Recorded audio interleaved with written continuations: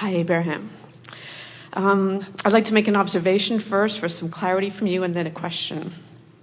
I've been playing a lot with all of this and enjoying it and not making it a burden and seeing some manifestation. But what I've been catching myself in is realizing that there's such a subtlety and distinction, I think, between the words and my thoughts and the real feeling inside me.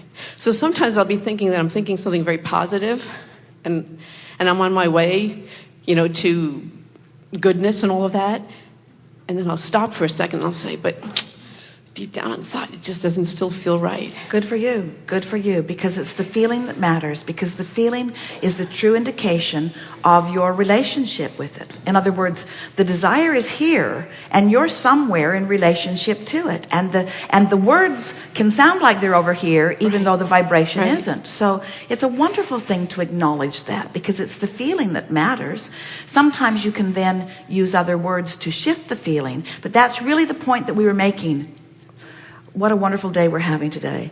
That's really the point that we were making with these affirmation cards. When the feeling isn't there and you keep pushing it with words, sometimes you nail your feet to the floor and sort of dig in where you don't mean to be. And so that's a good time to stop and say, I'm trying too hard.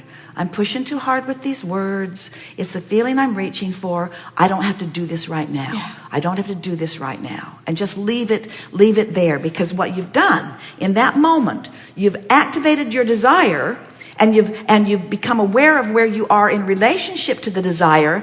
And if you can stop thinking about it, the desire will pull you closer to it. Did you hear that? This is really good. We'll say it again. So you're trying to feel a way you don't feel, and you're trying to say words that you don't really feel to make it shift, but it's not shifting, and you're brilliantly aware of how you feel.